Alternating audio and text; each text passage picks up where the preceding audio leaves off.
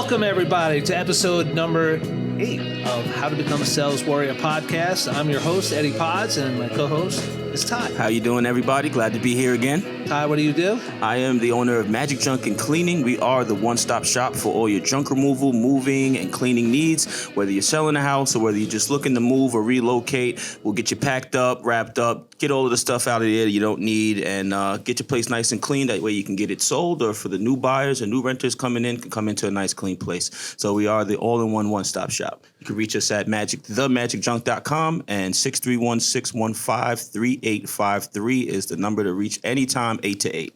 And I am Eddie Pods. I am a relocation expert for the Pods organization. We do relocation, moving, and storage, and that is where I specialize in. So we are here to educate another generation of men and women trying to shorten up the time it takes from just getting into the business to actually being successful.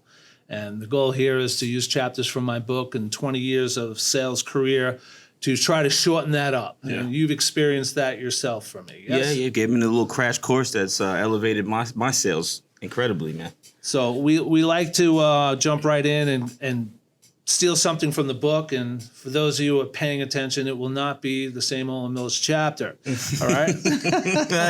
By the way, I've told Eddie 3 times, you can't tell the old Mills story again. It's his favorite story. But each time, it's funny that even though you told it a few different times, there is different things that we pulled from it. Correct. And that we touched on. Correct. Coming from the same story, which lets you know how good the book is. So make sure you pick it up. So today we're reading from chapter 13. Chapter 13 is all about your leave behind message. Yeah. In a world of networking that you and I do, being a good leave behinder is going to help you win business or not get business. Yeah. It is that simple. I used to not take it as serious until I stepped in foot in your office and you wouldn't let me off the phone without leaving a voicemail. You know, I'd call a few people and I'm like, I'll give him another call. He's like, no, just leave him the best voicemail ever, you know? And I started to do that, and a lot of my closes were callbacks from voicemail. So the voicemail, you know, we're actually going out of order, and that's okay. We'll go into it. Everything. It's the end of the chapter. What you leave behind on the voicemail, what you leave behind on that text, what you leave behind in the email, and what you leave behind when you're out in person, they all got to be the same. Yeah.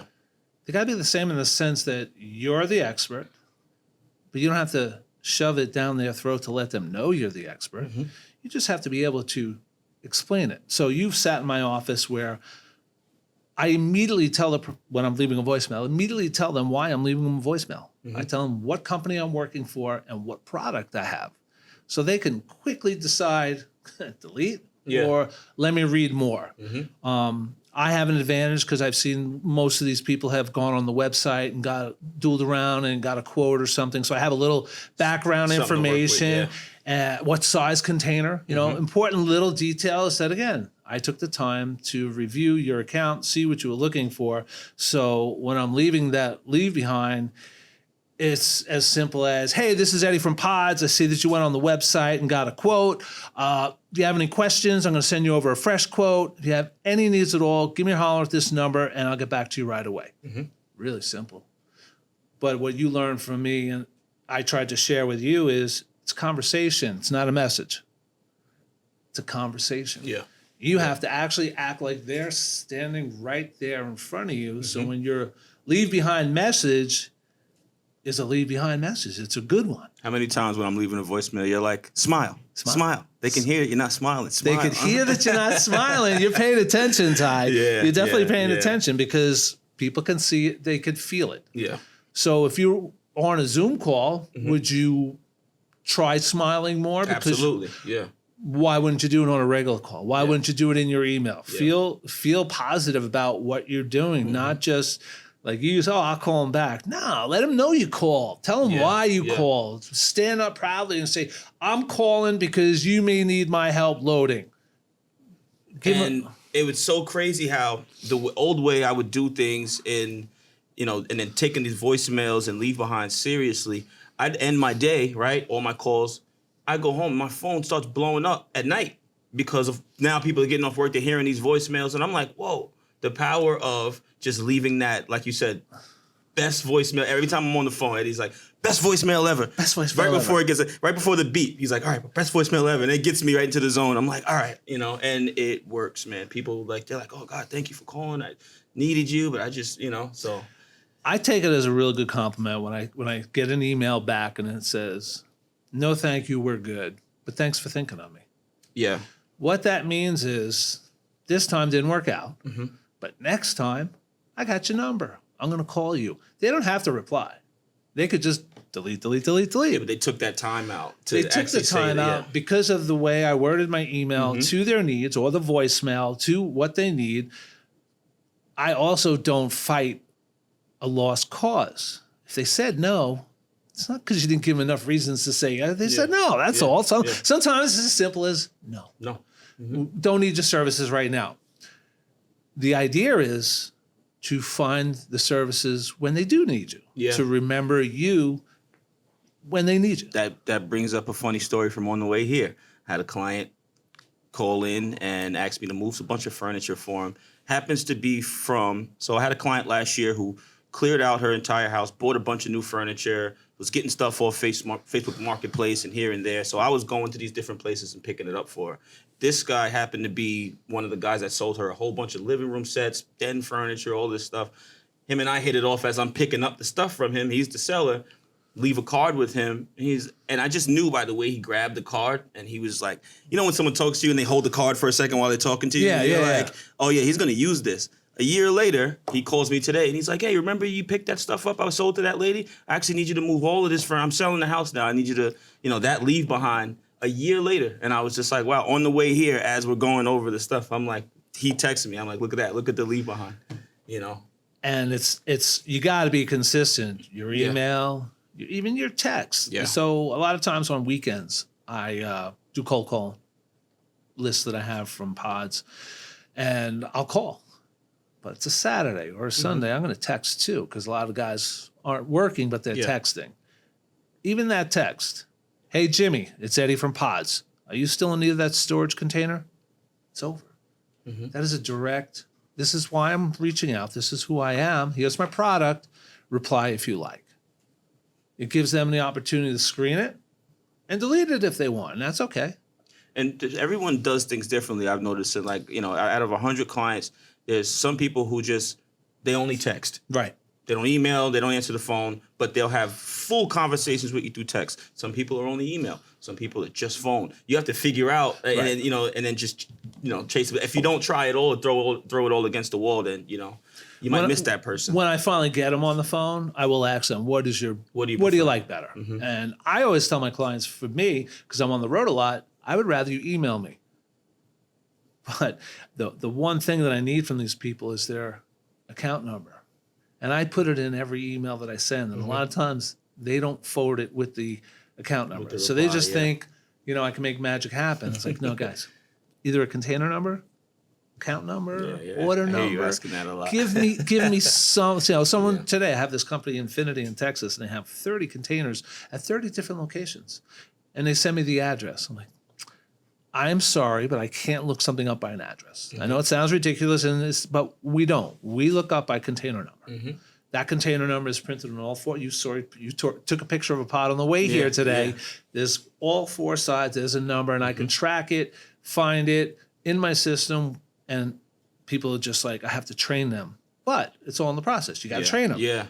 In the email, I have to train them what works best for me. In the text, what do I got to do to continue this business so you don't get all upset that I'm not taking care of you the way you may want me to? Well, also because of the fact that there's so many moving parts with what you do. So after you set that up, you have to have everything like down to the letter correct, because your drivers, you're this, you're that. Me, I could maybe, leave this. I'm going there, or my crew specifically going there. You're done with that person once that truck is on the way. So everything needs to be lined up right, or else, you got nonsense going on. So another part of the chapter, which it's just something it's called the secret sauce. The it factor, the secret sauce, whatever way you want to present it, but I created my own aura. I'll use that word. That when I was going to go to these meetings, walk into a strange place. I was going to walk in with the idea that I was going to meet my next biggest customer. And I walk in with a presence that I'm here to meet people. Who's ready to talk? Who's ready to talk? And what I know, and it's funny because that's how I met Erica. You know, I found some woman standing on the side. This wasn't really her line. And hey, what's going on? You know, big smile, big cheer. Like, you want to be talking to me. And then next thing you know, Sandra shows up, you know, another friend. And next thing you know, we have 6 people in this circle that was empty 5 minutes ago. You know, people gravitate towards that personality, you know. And for people who don't know, Erica is the reason that we're here. This is her studio. So, this is her studio. You know. So to me, the secret sauce is the guys who really are there for purpose. They're taking advantage of their time. You rarely see them pull out a business card. You know, my wife makes fun of me because I don't always carry them. It's just not the way I do things, you know. And she's always saying to me, why don't you need one? I'm like, because all these people will have one. Yeah, and I know what my follow-up looks like, so, yeah. Yeah, and if I'm giving them, because usually when I'm meeting them, I'm telling them about another event that I want them to come with. Whether it's my breakfast meeting for the networking group or the Melville Chamber, or now I'm part of the event committee at the Comac Chamber, whatever chamber it is, I will always want to bring more and more people. You know, the more people make a better party. Speaking of better parties, we're going to give a shout out to Rafe Lieber. You know, you talk about the gift of gab. He created a party last week where he aligned himself with Berkshire and Hathaway, a huge realty company here on Long Island and the country, real huge. I happened to have sponsored a breakfast for them a few years back. It was like a $600 breakfast. There was 45 agents there, you know, and they said, eat, and they ate, you know. Like Keller Williams when we went there. Yeah, but you know, I always remember the guy who sat next to me had 2 full plates. Yeah. He ordered 2 breakfasts. He was a gym guy. You know, he just got back from I'm like, you just ate $30 worth of food, bro. Come on. You know, which kind of leads me to one of the networking things. Don't be a mooch. Someone does something generous to you, don't be a mooch. We'll come back to the mooch part. But, you know, I love meeting people who have the secret sauce, you know, as I say. It's funny. I got to give shout out to Orville. He coined the phrase Thai sauce. Thai sauce? I never knew that. It's so funny. That's why I'm like, wow, because when I started working with him, you know, we just started, he was just sending me, and he's like, you know what, you just go talk to them. Just do the Thai sauce thing. You know? We go in, we hang out, next thing you know, they're like, oh, it's fine, whatever, yeah, that's fine. You know, we talked about voicemail, email, text, but it's also really important. I made a great note of it. Your online persona, you know, what you're doing online. Now, I know you're not a big social media guy, but I am. LinkedIn, TikTok, Facebook, a little bit of Instagram. Those are my 4 places where I do social media, but the message has got to be the same there too. Yeah. You know, you can't be random. You have to be strategic. You know, you know me, very strategic with everything I do. We're doing this for a reason. I did the book for a reason. You know, we're doing everything for a reason. But when you're posting on social media, you should have a plan, and you should have a reason for what you're doing. But that's going to go into our old-fashioned time. Yes, it is. We'll leave that for that. So the action plan from chapter 13, are your leave behind messages effective? That's, you know, how do you know that? Have someone else read them. Yeah. I used to ask my teammates to send me what they've been sending, and I'd blast them, and they'd be all mad at me like, oh, Eddie. I'm like, it's 6 paragraphs, dude. We need less than 1. You know, 5 sentences. Less is more. I know, you know, you don't get that. They don't need your whole, you know, resume of what you've done and how great Pods is. People know who Pods is. They know who we are. So what I did is I just came up with a bunch of different templates for different situations, you know, and because obviously in whatever vertical you're doing, you see probably the same 10 different situations between what your clients are asking for, right? So I've got my template set up. This is what it is. This is what I'm doing. Here's what I'm sending, or this is what they may need. Here's what I'm sending. You crafted it. You took the time to craft it, and you're using the ones. You've read a lot of my stuff. You've listened to all my calls. No, you know, we 100%. And the one thing, he's a grown ass man, but he is willing to take on the spot criticism. Yeah, he's willing to listen. It's not coming from a mean place. It's coming from a helpful place. Take this word out. Put this word in. don't stretch your uhs, and don't forget to say have a nice day. Just little detail. Yeah. You weren't doing that. I'm like, why can't you say have a nice day? I have like a beautiful call, and then everything will go perfect. And at the end, I'm waiting to look at you to get like a pat on the back. You're like, you didn't say have a nice day.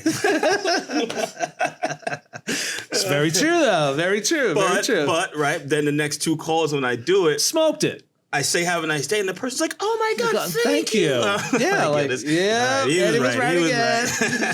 Right. The action statement is everything, everything, everything, which we, Beauchamp, that's for you, Beauchamp.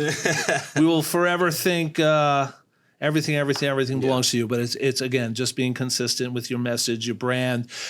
Don't be all over the place. People will recognize it. Yeah. You know, like I have friends that have too many jobs. You know, they have 3 jobs, 3 different companies. It's like, are you really an expert in any of them? Yeah. Or are you just slugging it away to see which one hits or takes misses? off, And it's like, for me, it's really hard to refer business to someone who's not all in. Yeah. I couldn't do pods on another job. This isn't a job. This is fun. But I couldn't do pods at another job because, well, I need all my commitment for pods. So when I see guys with 2 or 3 different jobs, it's like, you're all over the place. Yeah. You're a mess.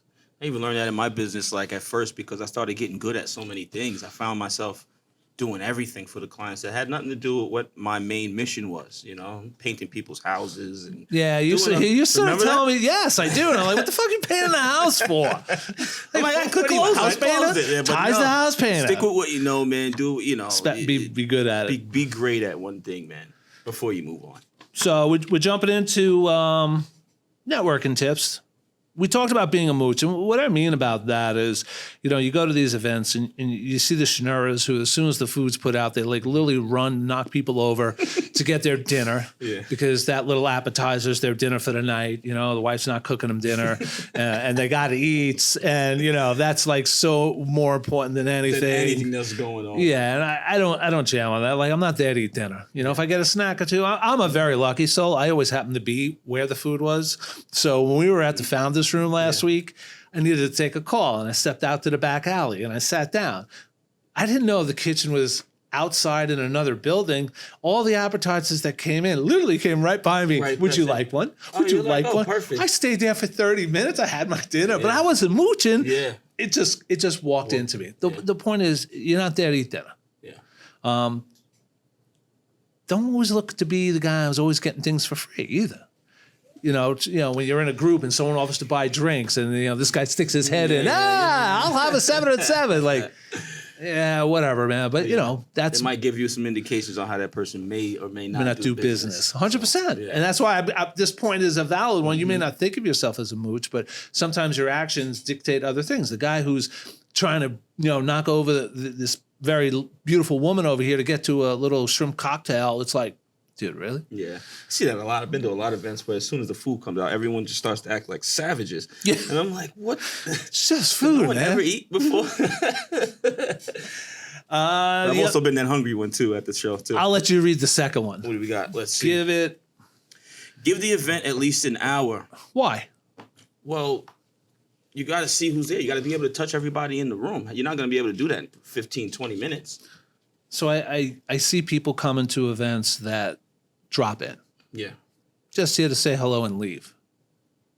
Why'd you bother? Yeah, what was that? I had another thing to do tonight, but I figured I'd stop by. You know, like we were honored in your presence for stopping by and saying hi and then walking out the door.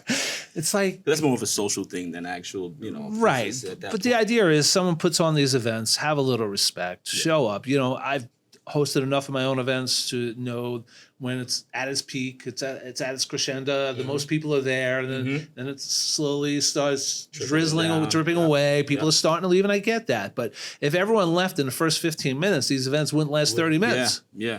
And if a lot of, like I said, I was just thinking that in my head, if a lot of people did that, half the room would be gone. Yeah. And, you know. The event last week, no lie, I got there at 5:15. We had drinks next door.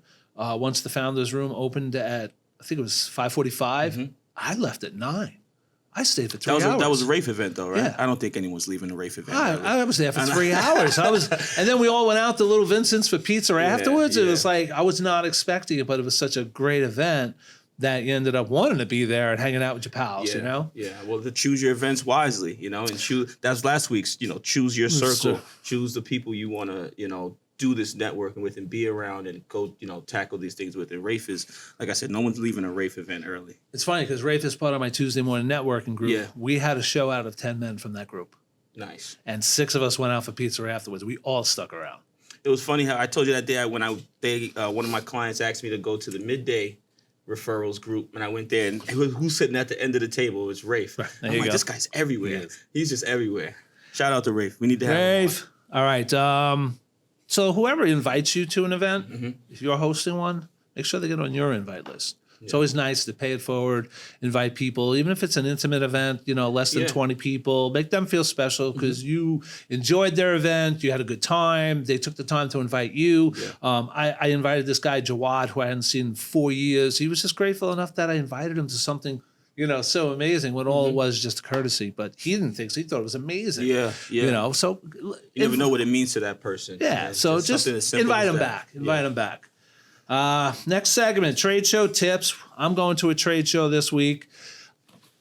3 days, Lake George, pods. It should be a blast. Oh, just you? Yeah, just me. Carpe diem. Okay. Seize the day. Seize the day. So when I go to these trade shows, I make the most out of them. I'm the guy who's going to make ROI. Yeah. Why? Because I love going to trade shows. And if that's part of my job once a month, that means that's one or 2, 3 days that I'm not in the office, which is great. Who wants to be in the office all the time? But, having a plan, explore all the trade show opportunities. So there's a networking thing on Wednesday night where I bought a ticket to go on a boat. We're all going on a boat ride. That's awesome. You're locked up. They can't get off the boat. They have to talk to you. But you have to seize the moment. You have to be in that personality that I'm here to meet people and not stare at my phone and wish I was somewhere else, where some people go to these shows and it's like, oh, my boss made me come. It's like, and next thing you know, they're just sitting on their laptop working or doing, So I was telling Ty on the way here, there are always happy hours, secret parties. There's always things going on at these trade shows that not everyone knows about. So I was in Reno last year. It was a restoration event. I know the drill. Someone's hosting a party. I had to find it. I say it like that because literally you had to go to a back stairwell up 2 flights to find an elevator to take us up to the 6th floor, which was really like 4 floors height-wise. And there was 3 bars, a band, food galore, and there was 150 people there, and it was. And you would never known it was going on. Never have known. I love those. You had to get the secret handshake to get back there. but find out, ask. Hey, where's the party? Is there a networking event? Ask. Sometimes I'll do that, and it's not a big show, and the people will say, oh, yeah, we're just getting together with my team. And I'll say, hey, can I come along? I'm by myself, because I do a lot of shows by myself. And they're like, yeah, sure, come along. Get out of your element. You're a sales guy. Open up. When I lived in Manhattan for all those years, I love those places where you go and it looks like something and you just go through another door. Next thing you know, it just opens up and it's this whole event going on. You're like, if just walking through down the street, you would have never known. I was in Connecticut Apartment Association up at Foxwoods in October. And I was going down for breakfast. And it was a beautiful buffet. And I got a big plate. I don't know anybody. I'm going to that guy.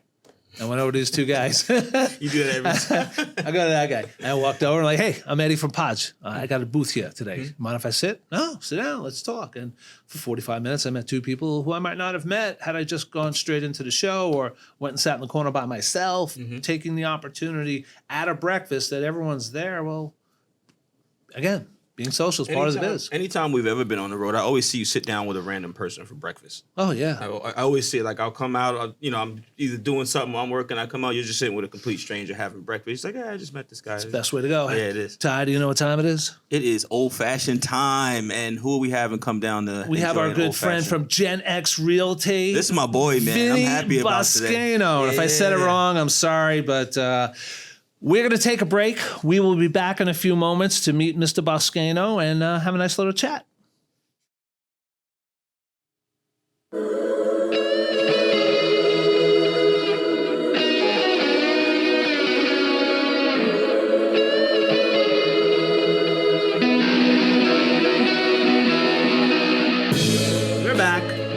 Episode number 8, How to Become a Sales Warrior. We are in old-fashioned time, and we've welcomed a really good friend of ours out here today. His name is Vincenzo Boscano. He is from GEN Realty. Say hi. Hello. Thank you for having me. Is that Irish? Just a little, right? Just a little. How did you know? Ty, tell Vincenzo here and our audience what old-fashioned time is about. Well, old-fashioned time is my favorite time of the segment. Kind of represents our relationship and. Wait, gotta have a cheers first. Cheers Sorry. first. Yeah. We needed to cheers first. Cheers first. Cheers. Cheers first. Salud. Salud. By the way, Vincenzo doesn't drink, so he's got his water. But like I said, Ty it's will old-fashioned drink that time. later. Yeah, we'll figure out what to do with it. But old-fashioned time really represents our relationship in always finding a new way to do business that works and an old way that still works. Because trying to do everything the new techie way, it's cool. I see a lot of people do it, but without some of that old foundational stuff from before any of this existed, you still have to have that foundation. And that's like the basis of our friendship. And our first real event that we went to together, that we actually met up, didn't even realize each other was going when we first met. We sat down and had our first meeting over in Old Fashioned, and I converted my tequila buddy here over to bourbon. Yeah. So Nikki, my daughter, moved in about a month and a half ago, and she said, "Dad, you're not drinking tequila anymore?" I'm like, "No, I'm doing a lot of whiskey." I had 11 bottles of tequila. We're now down to 4. I'm like, "What the hell?" Well, you said you weren't drinking. I'm like, "Well, what are you drinking, a bottle a week?" Yeah, your sister. That's right. So, this is also a segment where we do introduce, like I said, an old way and a new way. So this week, we're talking about social media stuff and posting. And the old way to do it is go on everything. Go on your Facebook separately, go on your Instagram separately, go on your TikTok separately. But what we've learned is there are new sites and things like Hootsuite, which you can control it all from one. So you schedule your posts. You can schedule up to a month out to download onto all of your social media platforms. And you can also measure your ROI inside of that same app, which is something I just realized earlier. Okay. So I just think that, rather than taking your time and going on every, separate thing, just download Hootsuite, link all your accounts together, and schedule your posts out. That way, you're not posting every day. Just get your media together and just schedule that stuff a month out. That way you constantly have stuff coming from the guy who doesn't even really do social media. So, I mean, for me, I'm the old guy, and I'm still doing it one at a time. But we're in the process of someone taking over my social media stuff that's going to be able to shoot it out as quickly, all the verticals that I want it to be sitting on, all the platforms. Much better than doing it one at a time, like Ty said. What do you do? Well, that's a better way. I mean, honestly, if you what I would recommend is get a VA, and a VA can control all of your social media. Mm-hmm. It's a cheap course, and they're very good at social media. I use Ripple, RIPL. Mm-hmm. That post everything on one. I just write it once and it goes on everything. Yeah. But I would recommend getting a VA. I guess the site that you were talking about is probably Fabulous as well. I don't know if there's courses. It's just a recommendation. Yeah. Mm-hmm. But no, my recommendation is get someone to do it for me and not pay for it. Thank you, Chris. I would like to do that. That would be great. But you get what you pay for. So if you're gonna pay nothing, you're probably gonna get not great results from it. Yeah. If you could pay a little, our VAs are very cheap, as compared to American dollars. They're pretty cheap. And $100 or $200 a week, you can pay these people and they can run all of your social medias. And they'll post everything you want. And their time frame is they work from, I would say, maybe 11 o'clock at night is 9 o'clock in the morning, give or take. I might be they're probably in the Philippines.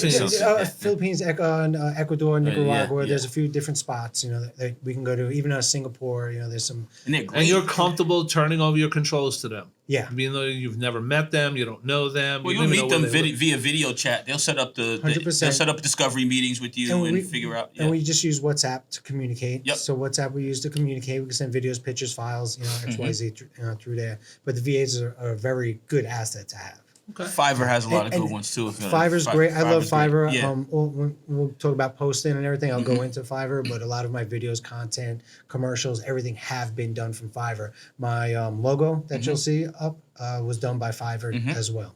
Probably for like $30, $40 or it was something. $25. 20, yeah. I drew it on a napkin. I said, I want something like this. And that was the first logo they made. Now, there's been times where I had a couple of revisions here or there, but I have commercials, I have ads in diners with videos. Fiverr has done all of them, 18 seconds, 30 seconds. I did You sent them the raw newscast. footage? No, I send what I want. I could send a video of myself, or they just have I don't know how you call it, but just other people like, hey, how you doing? They shake each other's hand. And then if there's something where we'll take over all your paperwork, there'll be an actor that's doing paperwork, and they'll scan it on it. It's not me personally. Right. It's scanning. And they'll but I tell them what to write, Yeah. So for both the companies, I have all commercials and ads and everything I've done, and I tell them what to write. They do it, and you can revise it a few times. And for the price that you get, the work that they do is really good. Fiverr's They're the like best supercomputers. Fiverr's the best thing ever. Yeah. Yeah, I've been using Fiverr 10 years now. 8 years I've been using Fiverr. Legit for everything. Even when I left the company, I made a news ad, like I was on a news broadcast, and I was posting around. People thought I was actually on the news. Yeah. But I wasn't. It was a Fiverr ad. Yeah. Nice. All right, we're going to let you participate in this part of our show. It's best win, best new connection of the week. So my best new connection, I met this gal at Rafe's event, Autumn. Known her for a few years, never really spent any time with her. She's like, I'd love for you to come to a networking group with me on Saturday. Like, that's a red flag. I don't do Saturdays. I don't do weekends. And then I realized I really got nothing going on until 1 o'clock. So why not? Let's get uncomfortable. Let's go to an event. I know nobody. Let's do it. And it's a networking organization. They do coaching, they do training, they do all kinds of stuff. But it was intimate because most of the people didn't show because it was a Saturday. Hence, that's what I believe anyway. But the opportunity to do one-on-one time with Andy and Tom, who are part of Atomic Networking Group, proved invaluable because they're introducing me to a realtor who sells 200 homes every year as their connection to thank you for coming, participating, helping other people at the meeting. Their thank you was an introduction. And that's all I could ask for because I know Galuzzo sells a lot of homes and he gives a lot of referrals. If I can get someone bigger than Galuzzo who could give my name out to 20 or 30 of those 200. I don't expect all 200 of them, but if I can get 20 or 30 of them, it would still help my book of business. So that was an amazing connection. The Mondegreen Festival. So this is the Firefly 2024. Firefly doesn't exist anymore. It was a show that they had down at the Dover Speedway for the past 10 years. It was a 3-day event, pretty big to do. They stopped in 2022 with the COVID and all that fun stuff. Last year, they were supposed to come back. They didn't. We had meetings in February. They called it a day. The series is over. We're not doing it anymore. Well, I guess some people got the idea that there still could be some kind of festival. And I got a phone call from a new company that said, we heard you're the guy that handles containers. Can you help us? So lo and behold, we got 20 containers going up to the Speedway in August. I'm doing a track walkthrough first week of June, going down there for a night, going to meet up with the operations team, bring them out, get a good view of where all the containers are going, blah, blah, blah. But, I love doing these big events. It gives us more brand awareness, more connecting with the clients. Like, I'm doing a project in Chicago, and I said, I'm going to come out the week we start doing the deliveries. And the guy's like, serious? I'm like, yeah, why? He goes, because the guy from last year lived in Chicago. I never met him. It's like, well, you do a big project, and the whole purpose of it is you don't know who they know. Mm-hmm. Yeah. There might be another event company or another event manager that that think you're really good, that believe what you're saying is great stuff, and you showed up, you took them out to dinner. You don't know where you can further that relationship. So that's my big win and my best new connection. What do you got? Big win and best new connection. So last week, my big win was the Pratt Institute job that I originally did for their art festival that they needed to have all of their stuff cleared out. So where'd you get that from? I got that from my big brother here. All right. So he sends me in. They need me in an emergency. Closed the deal with the guy. Did a great job. So Eddie goes a couple of days after I do that job and fill all their containers and do everything. with the senior VP, with all the higher ups. So they actually walked and were able to see the work, and he's bringing me up every 2 seconds in conversation to everybody. You know, this is the guy. This is the guy. So last week I gave you a nudge and I said, hey, that 20 containers you're doing at Pratt, throw my name out there. So since he did that, they were like, oh, okay. So the person higher up for the original guy, Marvin, who hired me, gives me a call. Was like, hey, I see you're the guy. Come in. I go do a walkthrough. They want me to come in on the 20 containers now. So that's really going to be a nice one. I think this month, right? That's coming up at end of the month, 20th, 21st, and 22nd. But it's just a great relationship to have with that school and to be a vendor that they're going to call on for everything now. 100%. And you got a second call to do a move for one of the professors. Oh, yeah. And they called me again to move one of the administrators. That's moving in the same. He lives there. He's moving in the same building. So they're just going to be calling me all the time now for awesome. everything, you know? Yeah. Making the connections. That's what it's all about. And you know, my big wins sometimes overlap into his big wins because that Pratt was my big win 3 weeks ago when I closed the 20 container deal. So it's like being able to take that and share it with him, you know, it's a great feeling. And I really do enjoy the fact that I can do that. It's not what you know, it's who you know. 100%. And if you don't open your mouth, then you're not going to meet anybody. And what I like how Eddie does it, man, he just mentions me, you know, and gives me the connection. He goes, go get it, you know. He doesn't try to control the whole thing and like, I'm going to do it. He says, here it is. Here's enough.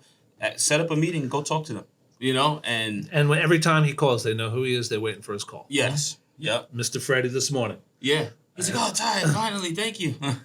Yeah, I think I tried to call you on Friday, got your voicemail. I think I texted you, call me, and you called me, but we talked about something completely else. And, you know, this morning, Freddie's like, so I never heard from your friend Ty. I'm like, yeah, it's on me. I'm going to call him right now. I bet you your first thought was ready to rip me. I didn't call this guy. I did check the text message. I did. He's like, damn, it was on me. He was ready to go. 100% on me. So let's get into Gen X, though, and tell us a little bit about it. All right, so Gen X is a company I opened up about 2019. I opened it up right before COVID. I was with another company. They stole a lot of money from me, so I had to sue a bunch of people. So with that, you know, when something bad happens, something greater happens on the other side, all right? So was I in my head at that point? Yeah, I was a little down and upset, you know? But once things started going, it actually forced me to open up my own company. Now, I've never worked with any large companies, any franchises or anything. I always worked with small companies, family-owned, you know, business-owned. So that's what I wanted to continue to do. We don't have anybody to listen to above us. We just listen to our LIBOR and our ethics and, you know, things of that nature. So I love the freedom of it. So I opened up Gen X right before the pandemic. And what do you know? The pandemic hit and everything just blew up. Yeah. It just went crazy. I happened to open it up at one of the worst/greatest times ever. It's very odd and it's very sad to say I had such a great time and such a bad time for a lot of people. So I say it humbly.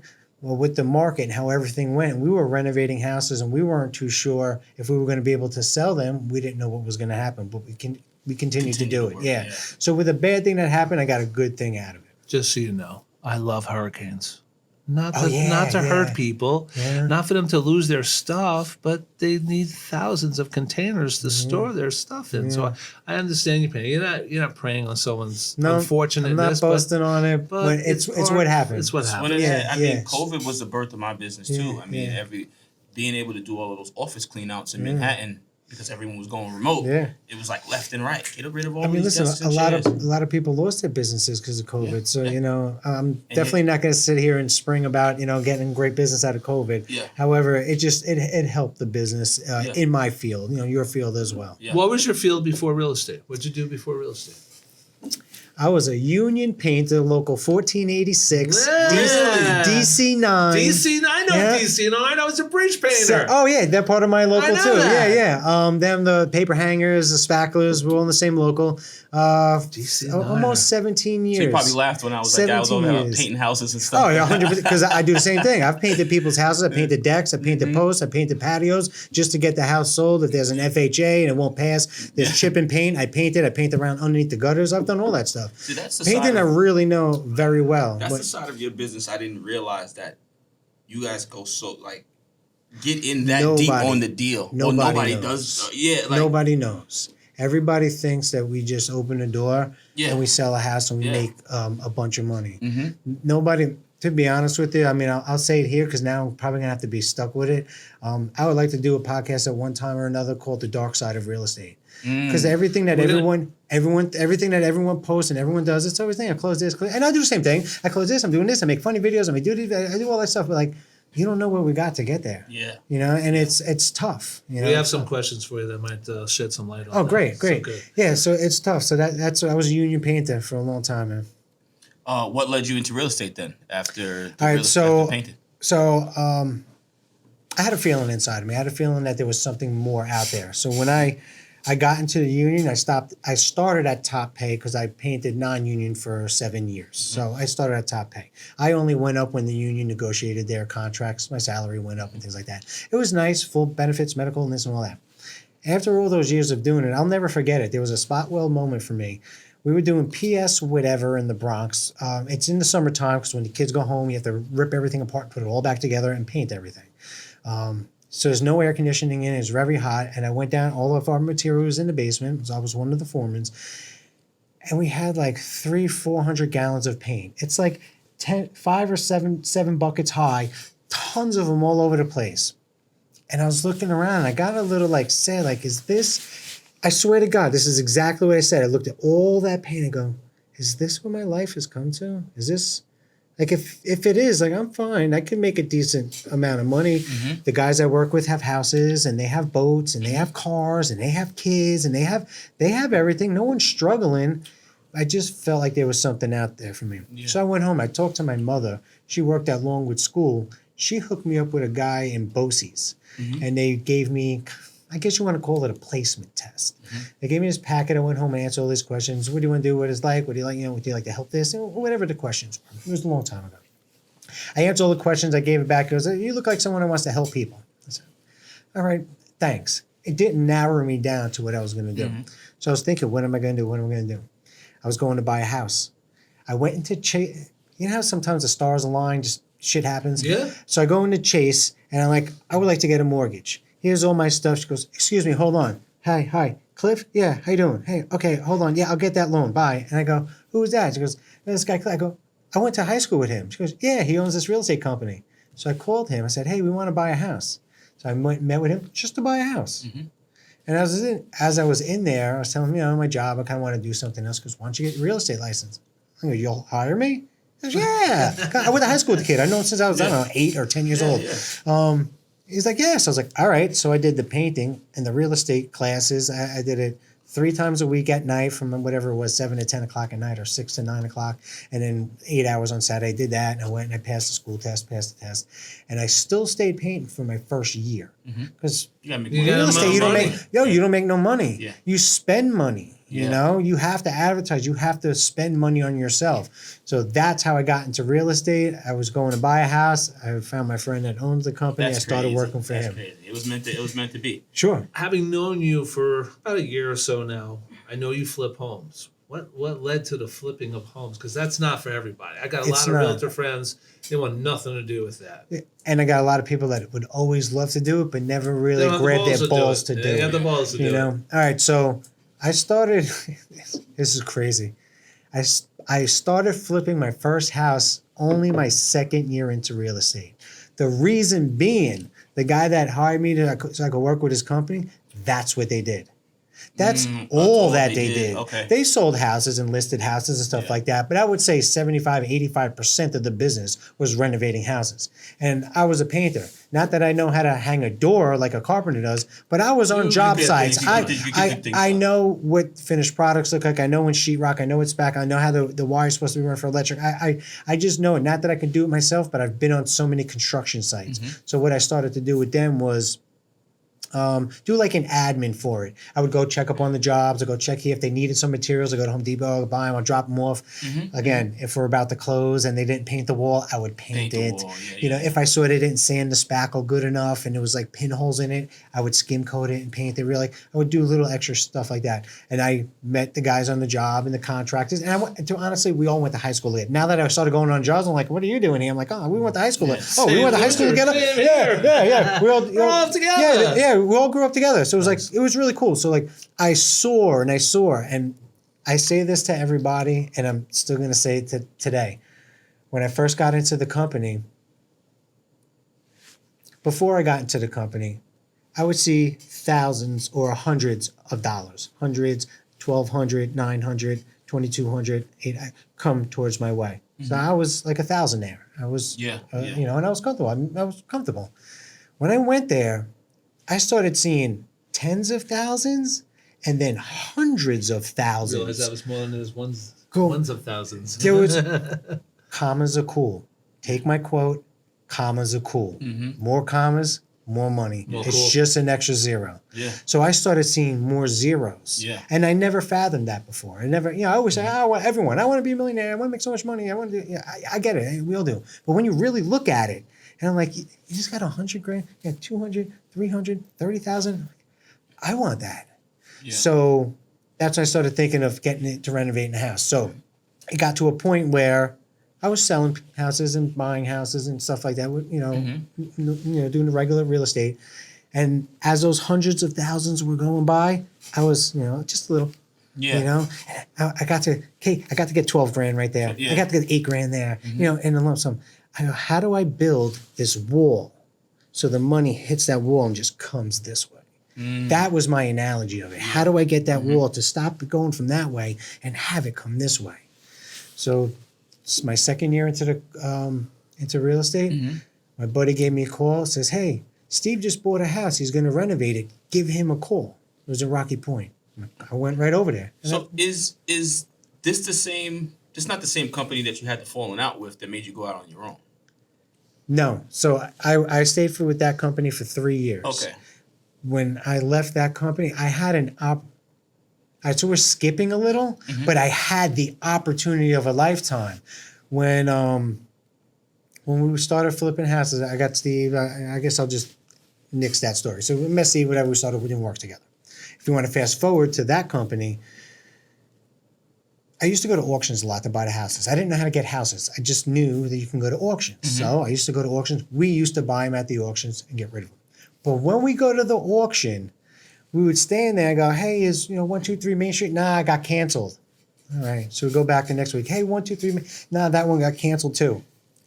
How the fuck do these people cancel these auctions? I don't understand how do you cancel it? Again, the stars, the line, everything just came. This girl that I met, Ellen, I love her to death. Ellen will always have a special place in my heart. She's a real estate agent. I love her. Ellen Katoon, love you. She called me up out of the blue. For whatever reason, hey, I want you to meet this guy. I might go over to this company. And I went and I met this guy. And I shit you not. When we got in there and we went up into his office, he had a big whiteboard, all these houses on there. And I'm looking, I forgot the number of the street. I think it was like 37. I'll never forget the name of it. I looked at it and go, you got Montauk Street in Selden on your board? How did you get that? He goes, we stopped the auction. I go, no shit. I was just there last week trying to buy it. He's like, that's what we do. Bro, my brain exploded. I just said, home. This is where I am, home. Like, I've been wishing for that. And that's why I went to that second company. And after a bunch of years, It's on you, brother. Tell us about your leadership style at your company. What's it like? All right, so Keep short. I have a great. All right, no story. I have a great win too. I just pulled on Anderson Minaya as another broker owner. You know, we're going partners in for GEN you guys Realty. called me recently. Yeah. Minaya? Yeah. Minaya. Yeah. So oh yeah, that's right. We just closed it too for the clean out or whatever. So so I got Anderson in. So our leadership skills. Honestly, what we're trying to do. Oh no, revert that. What we are doing is we're leading by integrity and our vision to inspire our agents to empower themselves.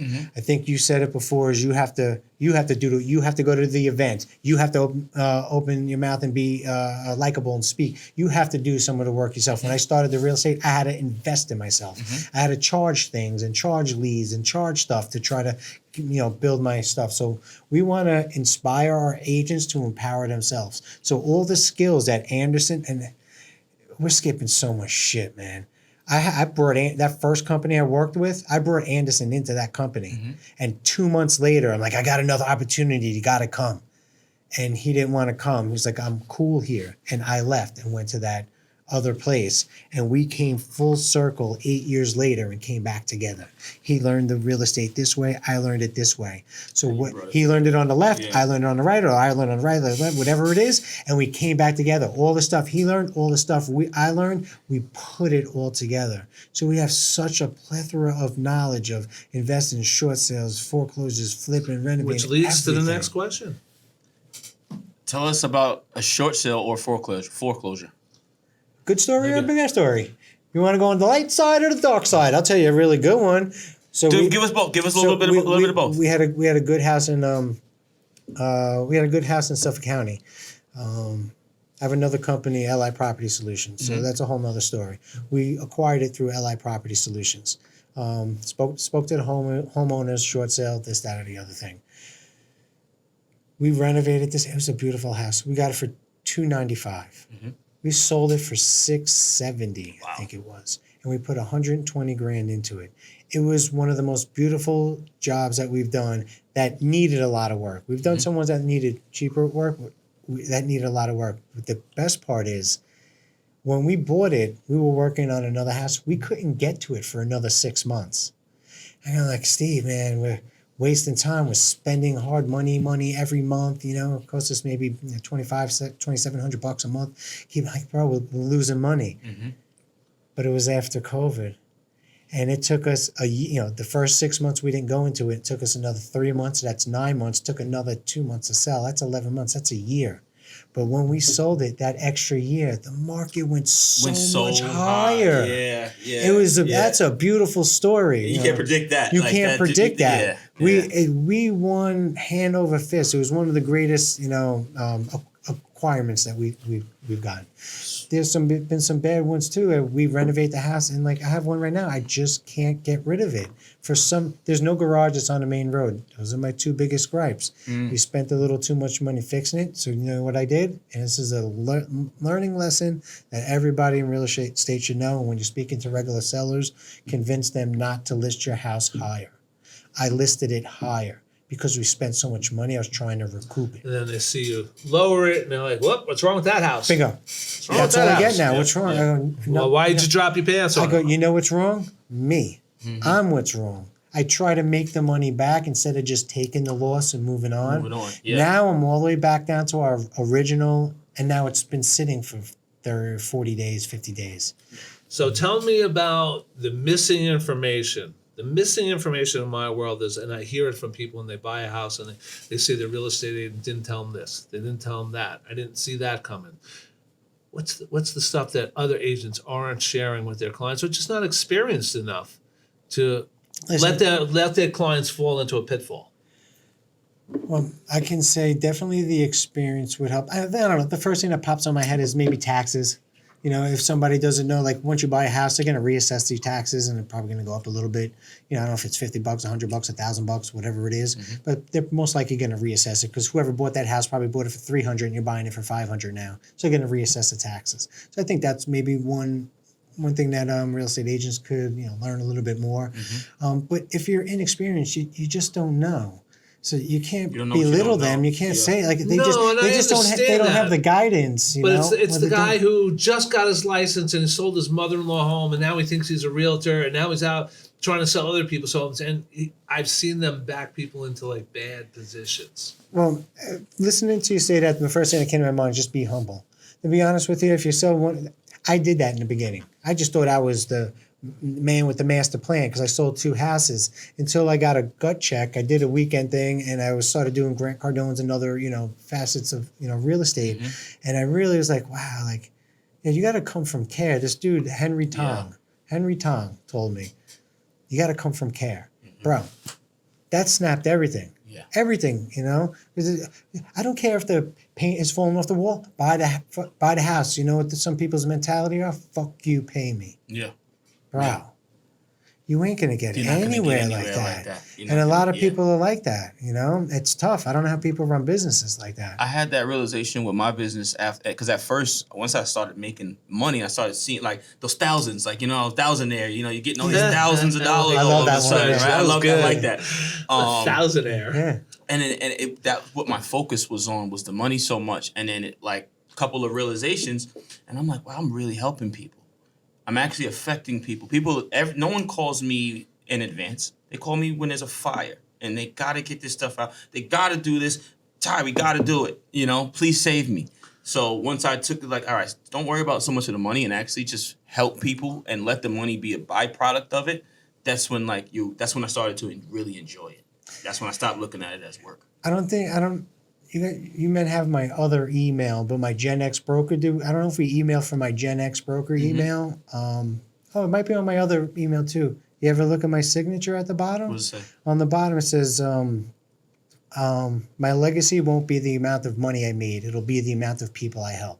If you want to I be actually saw that. I did. All I right, so it see was that. on my other Yeah, email. it was on your If you want to make $1 million, help 1 million people. There's 8 billion people in this world or something like that. You can't help 1 million people. It's not that hard, especially like Edelman was saying, Eddie Pods was saying. I go to these events, I open my mouth, I talk to other people, and then all of a sudden now you're talking to another person. Now you're networking to this one. Now you have a tree branch of people that you can talk to. If you never went there and never opened your mouth, you're never going to get it. Nope. So my best friends are realtors. You don't have friends. They refer me a lot of business, and I get excited about it because I know the lead was very good, and I know that I'm going to listen to them and give them the attention that they want, the attention they need. Listen to their details of every last thing that they're taking with or not taking with. And I let them speak until it's dry. They need something to drink. So then I can take all the notes that they just shared with me and show them why I'm the person for the job, what I'm going to do, what my company's going to do, what my friend Ty is going to do for them, all the solutions for them, if you go with me. When I get off the phone, they're educated. They got a guy in their corner. They feel more confident.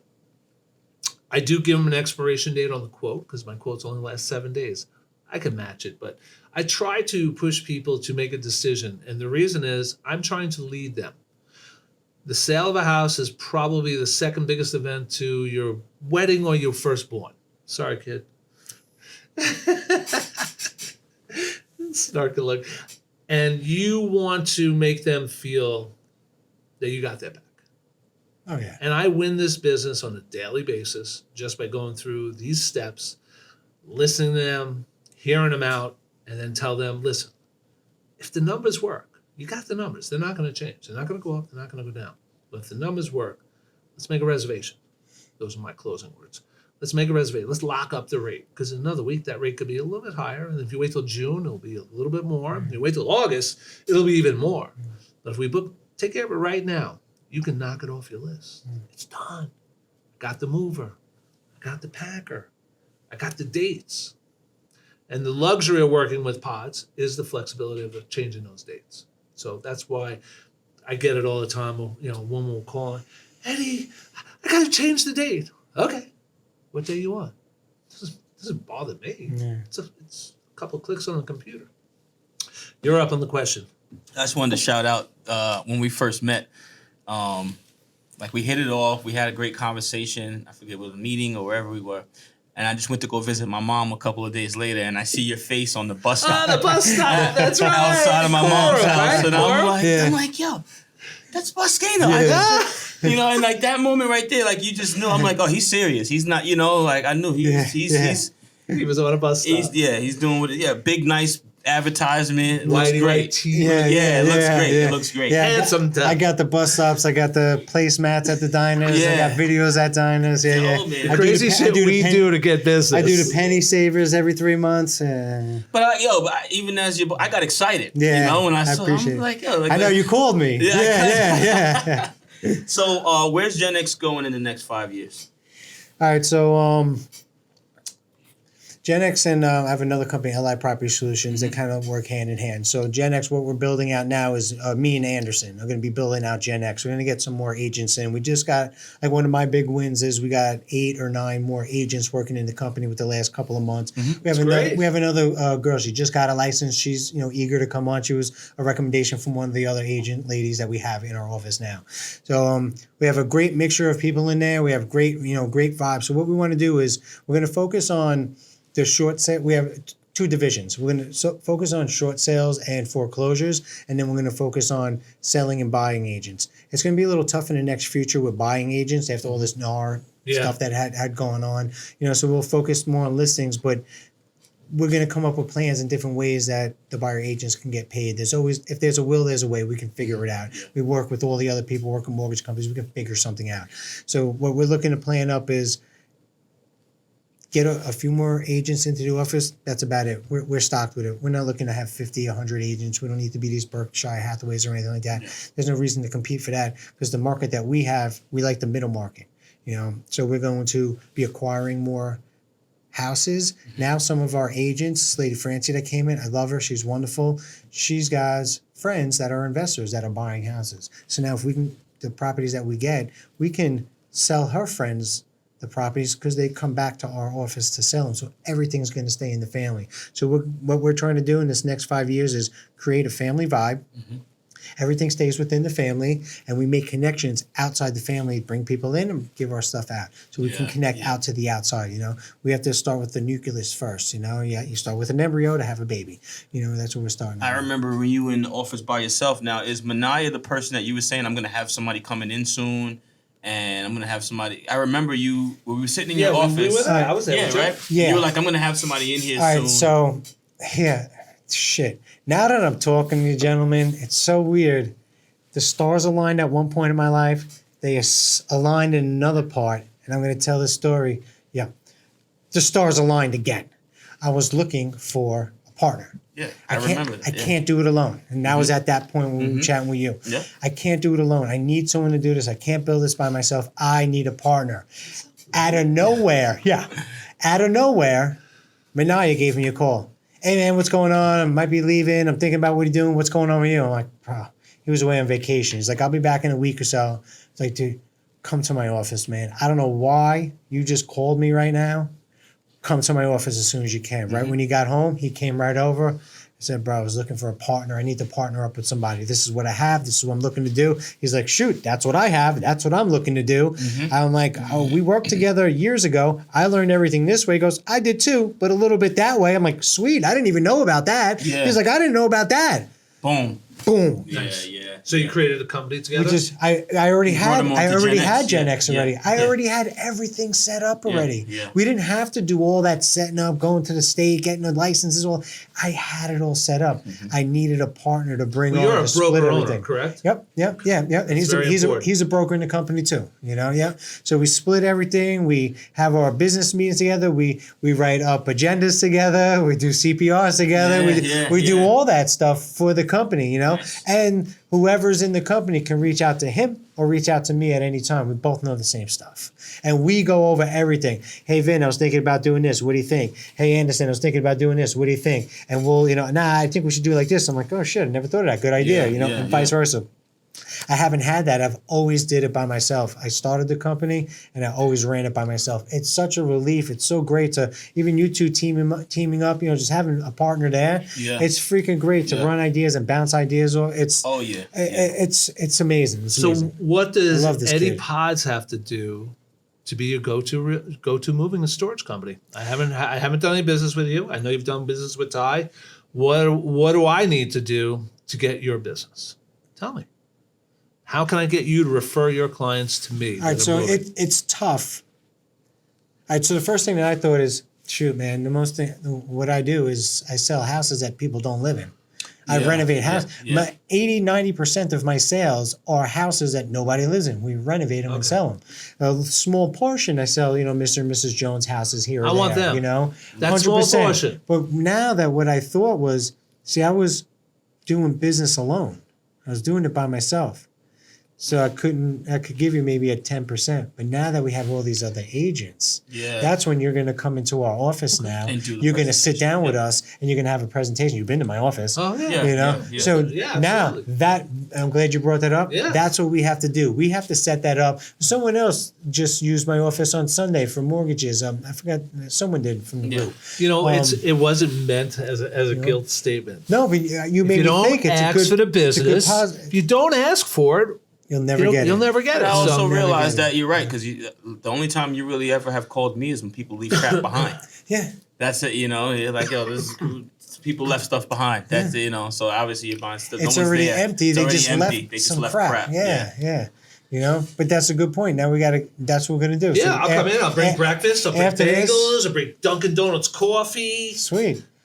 Serious, that's what I do. We do it. We did a couple of them at Keller Williams, Carlo Banca, Douglas Elliman. I've done in the past 2 years probably 15 offices. Yeah. What I found is there's usually one real big go-getter in each company. Focus on them because the others are just not interested in helping other people. Yeah. They're interested in growing their business, and they don't understand it the way I understand. That's okay. I'm not there to harp on them. I'm not there to tell them they're wrong. I know what's best for me. Got to find the big one in the group, and then leave it aside. But you're a small group where I think they'd be more responsive and more interactive. 100%. Having done business with Ty already, because he goes where I go. So when I'm going doing the presentation, we got tools in the tool belt. We got all the things that he can do. It's all the things that I can do, and they're like, "Oh my god!" So, in the line forms. Yeah. In the line forms. Hold on, let me get it. So we got to wrap up. Oh wow, we're already. Yeah. You now have a few minutes to. How do we reach you? What's the name of your company? How do we reach you? Talk to that camera right there. Tell them. I'm in camera one. All right, camera one. My name is Vincenzo Boscano. Vinny, a lot of people call me. My cell phone is 516-369-5265. When I leave voicemails, I go, again, 516-369-5265. Great leave behind. My email is genxbroker@gmail.com. genxbroker@gmail.com. You can visit our website at GenX Realtor, genxrealtor.com. Somebody already had Gen X Realty, and they wanted $2,500. They wanted for it. I said, really? I'm good. What'd you do? I just put Realtor instead of Realty. There you go. GenXRealtor.com. The website's cool. It has a few of our houses or anything, but to give us a call and to talk to us first would be the most beneficial. I'll put you on the phone with Anderson as well, and we can go over everything that you want, all your needs and everything. We own the company.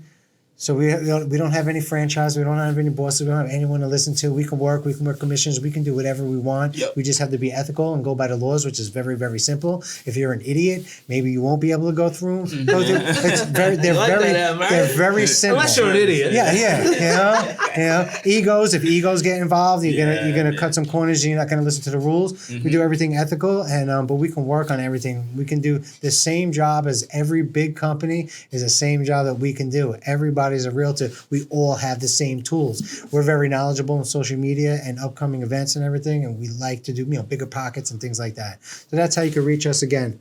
My name is Vincenzo, 516-369-5265. Ty, you're up. You guys know me, man. 631-615-3853, themagicjunk.com.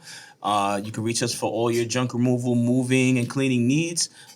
We are the one-stop shop. You know where to find us. And I am Eddie Pods. If you're looking to relocate, renovate, special events, you give me a call at 631-334-8587 or eadelman@pods.com. If you're looking for coaching help, if you're looking for me to come into your office with all the tips from my book, you can reach me at eddie@becomeasaleswarrior.com or go to the website, www.becomeasaleswarrior.com. This has been a great hour of intellect and education in the real estate world. Thank you very much for coming down. And gentlemen, it was my pleasure. That is it. We are out. Hey, there's my QR code. It popped up for the book. I forgot to mention the book. Buy the book. We're still rolling. Buy the book. Buy the book.